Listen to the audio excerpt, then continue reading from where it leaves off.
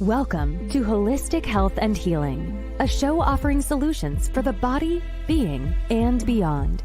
In each episode, we discuss topics that empower you to take a holistic approach to step into your unique voice in this world. Now, here are your hosts, Dr. K and Hank Sedela, the Sonic Shaman. Happy Monday, everyone. We're here with another episode of Holistic Health and Healing. Today's topic is all about decluttering the mind and the environment because they really kind of go hand in hand. Yeah. And we're in that season where we're just going to be buying more stuff, right? You know, I didn't even think about that when we had this as a topic. I was going with, we can't go outside as much. So now we're going to be stuck inside. So now this is like the time to do the shadow work. But this is like, buying season. It's retail therapy season. Which is, how much therapy do you really get with that? What is missing on the inside that you feel you need to buy more? Somebody made a comment yesterday, or I'm not sure, I can't remember where I saw it, but we have a day where we're grateful for everything, and the next day we're going out. Maybe I saw this on Facebook. Yet the next day we go out, we trample all over everybody and be ungrateful for the things we think we don't have. Yeah, and the sad thing is, it's literally the case. Like, there's been some Black Fridays where people will get run over and injured during waiting to get those Black Friday deals. It's kind of crazy. Yep. Yet the day before, you're sitting at the table, being in gratitude and thanking everyone, thanking your family, and thanking for everything that you have. Do you need all the other stuff? Do you need to buy those deals? It's like this insatiable need of just, I have to get this, and I have to get this at this price, and I have to get so and so. More, we buy more stuff, but yet when we clutter our spaces and our minds with more, this works synergistically. So when we buy more stuff and we put all those things in our space, and down the road we realize we don't need them anyway, it does something to the brain. It actually clutters our energy field, because then we have more stuff and we get congested. So these items go hand in hand, and really decluttering your space declutters your mind. It declutters an energetic piece in your mind, and it opens the space for more good to come in, for the things that you really actually need. Right. And before diving in completely to the decluttering part, just one little tool from Access: before you buy anything, really ask the question, will this create more in my life? Like, how does my life feel 5 years from now if I buy this? Because 90+% of the things that we buy probably don't have a purpose and for us to find, know, be, and express who we really are. And it's just more a medicating type thing. There's actually a condition called affluenza. It's chronic spending disorder. And people will buy things to get this little lift, kind of like a depression thing. And then they have to buy the next thing and the next thing. So that's like a whole nother element of, mitigating this. Yeah. And I think using that tool, not only for yourself, but for other people, right, Hank? Do you really need to buy? We're in this thing of, I have to buy grandma something, and I have to buy Aunt Susie something, and have to buy my cousin Frank something. Do you really need to? And ask that same tool of what possibility can you be, or what can you do for cousin Frank that's not material? Maybe he needs something different. Perhaps our best present is our presence, and spending time with the people that we really would like to contribute to, and not buy stuff. But that's our culture. We've been conditioned to buy things. And even there's a game what is it called? It's like Shopping Spree or something. The goal is to max out your credit card the fastest. And this is like a kid's game. And what are they teaching our young ones? You just want to spend as much as possible, be in debt. It's like we're kind of entrained to live this particular lifestyle. But now we've been doing that. Now we've wised up, hopefully, not to buy all these things. And now we're looking to declutter the programming that caused us to do it in the first place, and declutter the space that is kind of like I put in the video description. What if the outside is a reflection of the inside? And doing both at the same time is really such a contribution to not just make the shift, but to stay shifted. Yeah, absolutely. So when you clean out your space, when you clean out your mind, you're actually creating, I don't want to say a vacuum, but almost like a vacuum for more good to come in. And it's money starts coming in, all sorts of different things can come in. But when your desk is a mess and you have all these things and you don't know where anything is, or your laundry room's all crowded with things that you hang on to, it actually creates an energetic congestion, meaning the things that you are looking for to come in life that you really desire and are looking for have a more difficult time working their way in. That includes prosperity. So, yeah, start cleaning things out. Yeah. And maybe the best place to start is to maybe make a list of what needs to really be addressed in the house. Like this is something that my wife and I are doing, and we are really guilty of a lot of these things. But as we had started to declutter our minds around certain ways that we were showing up, we have noticed that naturally things have gotten better in the house, being less cluttering. Now we just need to make the effort to go through and really just bust through everything and take care of things and tidy them and all that type of thing. Let's see, we did have. Oh, well, this is a tea, but I don't know. Is this tea actually work to clear the mind? We're talking about getting rid of the morphic fields and programming, but truly, like herbs and remedies and aromatherapy, all these things could really be a contribution to help declutter spaces, whether it's something that helps you focus, something that keeps you kind of like in a space of freshness, like a citrusy blend or something. So, I know you might be kind of joking with that, but maybe not. But like it really is a good thing to consider. It's not just the mind and what is in the room, but like also what are you putting in your body and detoxifying, decluttering the body as well. It's like all things related. Yeah, yeah, absolutely. Like they do go hand in hand. Anything you can do, we'll talk about the mind a little bit and what happens when there's so much noise in our minds, especially during times like during our holiday season. But when you start looking at things around you and you see all the clutter, what does your brain do? It goes, oh, I got kind of got to clean that up. That's a lot of stuff, and so that's what the brain thinks about all the time.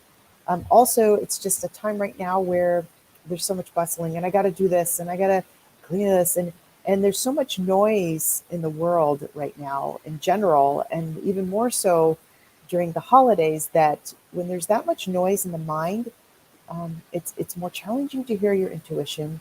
Um, it's more challenging to get in the information that you need intuitively as a light being, so you can't hear really well. And so this is why on twofold ends, it's really important to clear out all those little nemesis in the head that are driving you bonkers.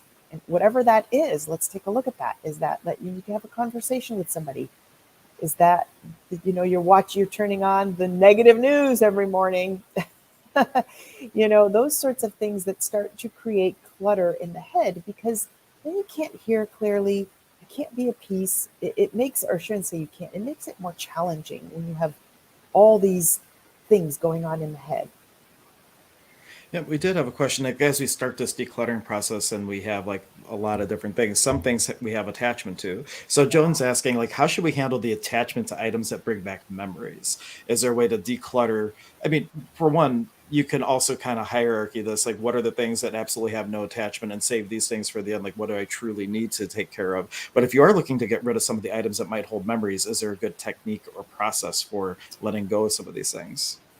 I would bless it. Really, I did a whole video on this, on how many things, just exactly this, we are attached to that notebook that mom gave us when we were 10.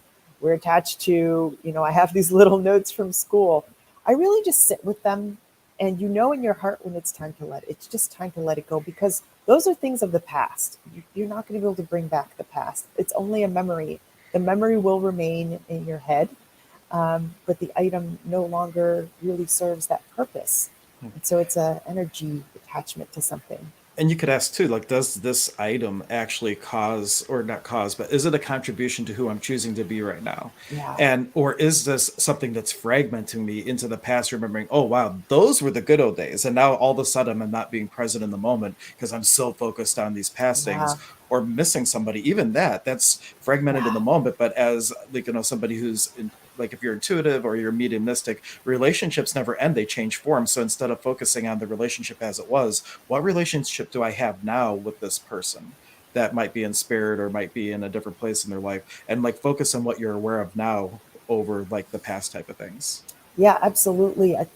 I think we did. Didn't we do a whole segment on attachment? I think we did We might have. We've way, done a way back. lot of segments. I can't remember all of them. But Oh, and then kind of on the same thing, like people, and we run into this too, especially with like kid clothes and things like that. You're going through, you have all this stuff which you really don't need anymore, but you think, well, somebody could use it. Like, so between donating it or merchandise that you could sell, but then the time, if you're like self-employed and or your spouse works like full-time or more because of the type of work they're in, like selling off, like if you have 200 items, is like a full-time job in and of itself, or however many things that you have. So what about the struggle about merchandise that you thought you could sell? Maybe I'm misunderstanding that. Is this something you're buying to resell? Either way, kind of the same question. Like, what do you do with things that might be able to be sold to create revenue for yourself versus like the offsetting the time that it would take to do that? yeah, I don't think there's anything wrong with that. Sell it, donate it, ask who it can help, because at times things kind of no longer belong to us. Yeah. And also just following the energy on this one more time, like I had a time where I was buying things and selling them in eBay and things like that. And in the moment I was kind of inspired with it. And then I, like right when I was kind of getting out of it, I bought all that stuff and I kind of lost the spark or the drive to do that. And I had that stuff forever. Like, cause like I had the intention to sell it, just didn't desire to do it anymore. And then eventually I finally just like donated it or whatnot. But like really ask, like if you bought it to sell or you bought it for a particular purpose, is the spark or drive for that still there? Or has that wave of possibility passed and now there's like a new wave that you could serve to do perhaps something different? Right. Totally, totally agree with that. And it's just, if that item, Dr. Dyer had this saying where he would say, if with regards to clothes, particularly, if you haven't used it or worn it in a year, let it go. Let it go. Because it's our attachment that creates suffering. It's like, no, no. And I've done this. I'm fully in with this too. It's like, oh, I'm gonna wear this one day and I'm gonna use this one day. And it's like, okay, so you'll use it one time. It's like there's still things I have. I'm like, oh, it's actually I have one item that's still in a package. It's this steamer. And I'm like, I know one day I'm going to make those like, whatever steamed dumpling things. I know I'm going to, and it's still sitting in the package. And I think I'm going to let it go because it's like, Yep. I bought it and I'm like, I kept having the intention that I was going to make these things. So either you use it, you look at it, you're like, nope, I'm really going to start using this or wearing it, or you got to let it go. You truly Right. have to let it go. And now, as you're decluttering too, the other thing would be like looking at it. If it does bring up memories, is there something from this time in my life that requires healing? Where does my mind need Yeah. or require decluttering in relationship to the items that I'm going through and getting away? Or also think about the room itself. Like if it's a bedroom you have a hard time with, well, were there traumas that occurred in the bedroom? Was it the kitchen? Like, did events happen in certain places in the home that hold a morphic field or an energy that you have a harder time dealing with? For example, when my aunt, before she passed, or actually after she passed, and we were going through her home and everything, my grandmother who had passed, like her bedroom, my grandmother's bedroom, had been untouched since she passed like a decade before. And so like that room was like the morphic field of grief and not Yeah. letting go. So like really ask, like, are there things that I'm stuck on in relation to the place where these items are, into what these items are, what these items represent? It's really kind of a discovery process to go through to identify the things. And then once you identify them, there's a plethora of techniques, from things that Dr. K do, I do, NLP, hypnosis, a lot of different things that you could use, affirmations and things, to start to declutter and reprogram the mind so that you can have a different possibility around these things or these places. Yeah, absolutely. When my mom passed away, we had this wallpaper, and I was like, it is time to refreshen the foyer and let go of the wallpaper. But my father he didn't want anything touched, like just leave everything the way it is. So he got so mad that I was taking off the wallpaper because that's how it was when mom was alive. Well, the memory is still beautiful and still there, and her energy is still there. And what I will tell you, when you start letting go of these things or changing things or refreshing things, the energy becomes so much lighter. The tricky piece is stepping up to that plate, really letting it go, selling it, donating it, giving it to somebody, whatever you choose. You will feel a lightness on the other side. The tricky piece is getting to that point where you truly just take it to that Salvation Army and give it to the person. And the next day Yeah. you actually feel relief. You really do. And in the example you just gave, it where the wallpaper, then that would be for that person. Well, let's talk about grief. Let's talk about like this person passing and what healing is required, what was unresolved. Like there's a lot of a huge umbrella under that that really could be explored. And I see that Mary was contributing that in her case, she had bought things to sell it at an event, and then they didn't that she wasn't able to go to the event. And in those cases, like, well, what else is possible? There are other venues that you could sell at. If it's like a just a stumbling block that life threw something at you, what else is possible? With the holidays, there's a ton of bazaars and church markets and all kinds of other things that might be possible, or selling them online. It takes a little time, but you sell, and even the post office picks up things from your home now. There's all kinds of different ways that maybe something's possible. Etsy shops and things. It's all about finding like an outlet, finding the drive to do it. And if you don't have the drive to do it, then reflecting inward, well, what might need to be changed or addressed to have a different possibility around this? Yeah, absolutely. And sometimes if you're really feeling the urge, and I'm like, I just don't know where to, there's all those box, like, I don't know what they call them, the metal like containers that you can just dump clothes in, and Oh, like the donation. yeah, Planet I don't know what they're Aid. called either, but they're big metal boxes. Yeah, donation boxes. Yeah. There's times where it's like, okay, I really don't know what to do with this, but I know that the Planet Aid folks are going to take this and do something with it. And there's Yeah. a lot of people in need, like battered women's shelters that just, those people don't have anything. They've left and they've had to leave a horrible situation. They don't have anything. So yeah, go ahead. Oh no, I was gonna say for that matter, there's places that come to your house to pick up the donations. Like I forget, there's like I think Purple Hearts, Salvation Yep. Army, perhaps. There's a list of them that will come. Even cars you can donate, and they'll come and get the car from you. So Yeah. like, there's a lot of opportunities, and sometimes maybe just because we don't know what the possibilities are, we feel in a place of disempowerment. But if we educate ourselves for the how to declutter the space and how to declutter the mind, now we can actually start using all those tools and possibilities. And think of how happy that's going to make somebody. Set that intention, really energize your item. Set that intention out of how this may be a huge contribution to somebody else's life who doesn't have that and can't get it at the moment. And you're just kind of it's sitting there with you.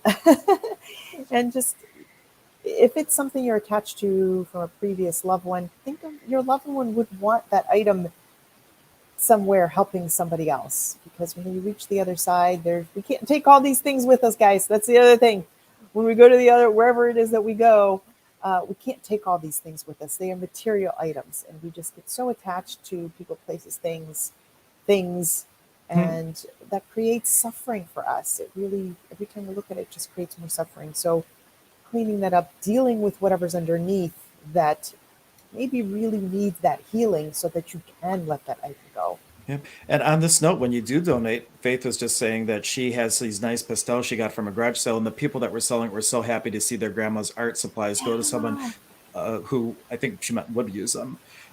Then they think about her every time I use them, even when I never met her. So like Yes. that is like an amazing example of, when you start to take the stagnation and move it out into the world again, this energy goes in motion. It creates, in one of my talks I had on a stream a little bit ago, it's like being in the flow of things, and you're just taking stagnation, which is represented this way of physical things, and getting it moving again, whether it's donation, selling, throwing out if it's appropriate, whatever the case may be. Yeah, absolutely. And I will just tell you from experience and from other people I've talked to, again, it's like, I just don't know if I can give this up. But when you do, you really, within the upcoming days, you do feel much freer, much lighter, and you're glad you did it. It really does happen. Absolutely. And if you really can't and you're stuck, then maybe reach out to someone that has some tools to help work and facilitate you through that, like access consciousnss, the Prometheus process. I did it. I had it right the last time, and I can't think of it now. What is it again? Pyramidas. Pyramidas. Oh my gosh, it is such a great technique. And anyway, there's a whole thing, a whole bunch of things. But the important thing is that you're being present in the moment to make a choice towards doing it and getting rid of it and changing it. Because if you ignore it, that program is just gonna, you're gonna get more stuff and just complete compacting, literally compacting the problem and making it harder and harder, instead of, I'm going to start enlightening it. You're lightening it up instead.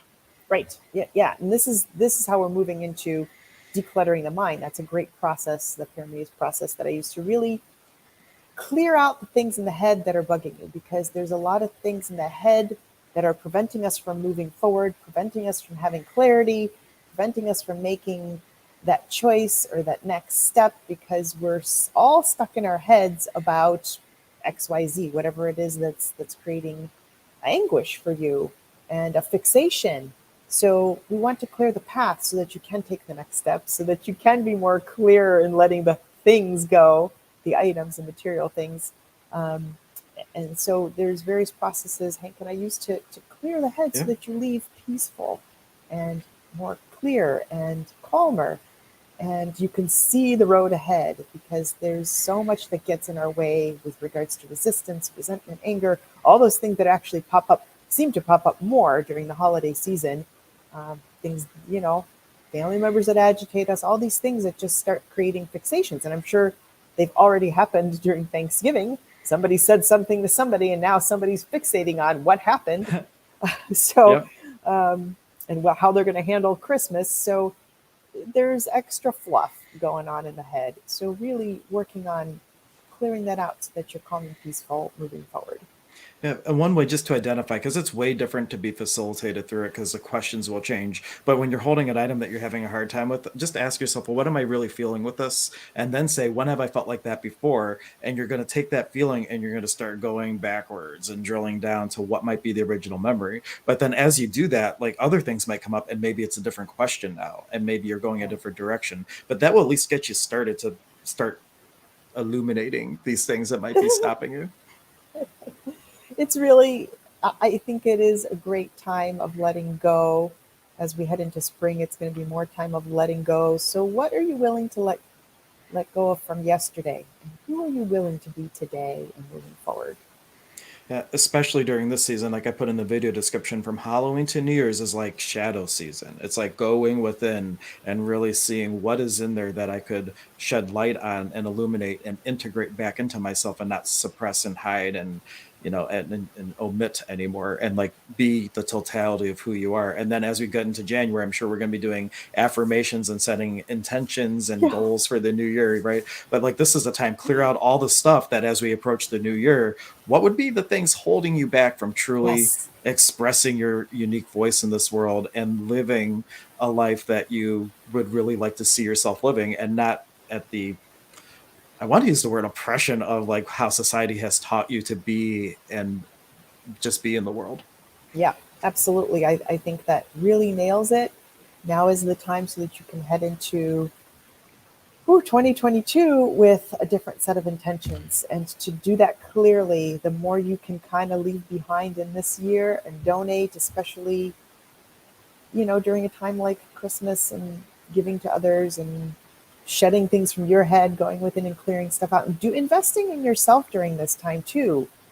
Whatever you can do to invest, that sometimes that's the best gift, truly, is, Yeah. getting somebody a Christmas gift like a session with Ooh. I or Hank, and just, I Yeah. mean, Like, that's a true gift. what would it be like if you only gifted people things that you truly felt would be a contribution to the change that they Yeah. would really like to see in their life? And those are the gifts that really will keep on giving, and literally not just change the person, but really add a lightness to the entire totality of our society and everything. Because how many people do each of us connect with? So if we really make the commitment to change and show up differently, how many other people might be inspired by that and then choose similarly?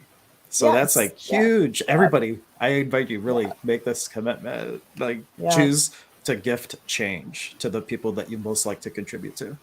Whatever. Yeah. Whatever us. I mean, really, if we gave those sorts of gifts, those are things that help a person change. And if you see that person super happy, wouldn't that make you happy? Versus like, Yep. "Oh, I got to get them something. I think I'm going to get them a pair of socks or a blender they're not going to like anyway." No, I have one So, client who literally every single family member, and I've seen maybe 8 members of her family, every time they have a birthday, she gifts them a session with me. And like all of them have been coming back because it's been such changing their lives. Like really, like whoever you resonate with, gift a session or gift a class. There's all kinds of webinars and classes. There's yeah. books that might create change.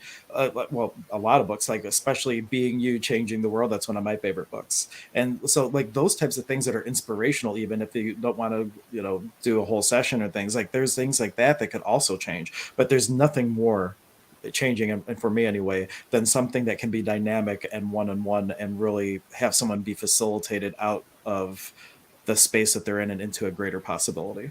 Absolutely. I think that's one of the biggest and best gifts that you can give somebody, honestly, because if their life improves and they're happier, I mean, what a great gift rather than a thing that they may not like, may or may not need, Yeah. unless it's, you know, And the it's, real sneaky yeah. thing is if you have someone you really don't like and they're not willing to receive from you, that's where like the whole secret Santa thing comes in, right? So like you just send them the gift anonymously. They don't have to know it's from you, and then they'll like be willing to receive it. Because how many people aren't willing to receive from a certain person?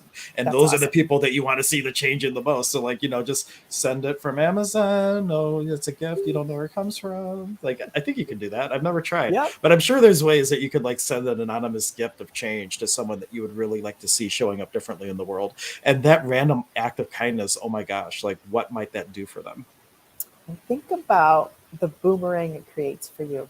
When you do something like that for a person, when you help them, when you donate actually any of those, so when you let go of an item and you truly let go of everything and the attachment around it and send it off with love, I can tell you without a doubt, you're going to get a boomerang back in return. You're going to get something that's going to come to you uh, in whatever format that comes, but something amazing happens in your life in some way. So really think about that because that does happen. Awesome. Well, I think this has been a wonderful conversation. Just kind of wrapping up, is there any final words of wisdom to decluttering the space and decluttering the mind you would want to leave people with? I think really just sit quietly and look at your space, look at your mind, look at your space, and what are those things you haven't looked at that may need to be let that you need to let go of, because Yeah. sometimes we just don't want to look at it, so we're just going to keep walking by it every single day, or our heads we're just not going to think about that. Take 5 minutes in peace and just it's we're closing another year out. It was a tricky one. Yeah. So what can you let go of, and what better version of you can you be moving forward? Yeah. And for me, it would just be leaving with the question anytime you feel stuck, instead of feeling disgruntled, depressed, or asking, why can't I get through this? Ask what else is possible, because that is the universe's signal you're ready for something different. And it will show up. Just stay the course, keep asking, and keep staying in the moment and responding, asking questions like that and not why, and things will start to change. We're living proof, because that's how we got to where we're at, because we started Absolutely. questioning everything and like actually doing stuff and changing. So it's staying the course. We talk about that a lot. Yep. All right, but Absolutely. thank you everyone. Happy end of November. We'll see you on the next stream. Have a good one. Bye bye.